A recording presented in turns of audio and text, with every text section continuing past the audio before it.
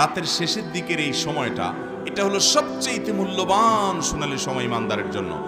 আপনার দোয়া আল্লাহর কাছে পৌঁছাতে চান, কায়মন বাক্যে আল্লাহর কাছ থেকে পাশ করাতে চান, আল্লাহর সবচেয়ে নৈকট্য অর্জন করতে চান, খুব বেশি আল্লাহর কাছে প্রার্থনা করতে চান, সিজদায় আল্লাহর কাছে বান্দা সবচেয়ে কাছাকাছি যেতে পারে।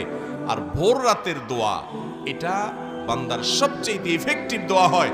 এই দোয়া আল্লাহ তাআলা সাধারণত ফিরিয়ে দেন না। এবং নবী করিম সাল্লাল্লাহু আলাইহি সাল্লামের সেই বিখ্যাত হাদিস আপনারা সবাই কম বেশি শুনেছেন, রাতের শেষ প্রহরে আল্লাহ রাব্বুল আলামিন দুনিয়ার আসমানে এসে বান্দাকে ডেকে ডেকে বলেন, কোন বর্ণনা আসছে যে আহ্বায়ক কোন এক ঘোষক ঘোষণা দেয়, কোন বর্ণনা আসছে আল্লাহ তাআলা স্বয়ং ডাকেন এবং বান্দাকে বলা হয়,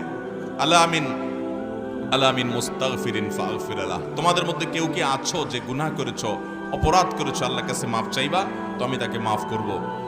আলামিন মুবতালান ফাওয়াফি আলাহ, তোমাদের কেউ কি অসুস্থ আছো যাকে আমি সুস্থতা দান করব, অর্থাৎ আমার কাছে এটা চাইবা। Please subscribe my channel.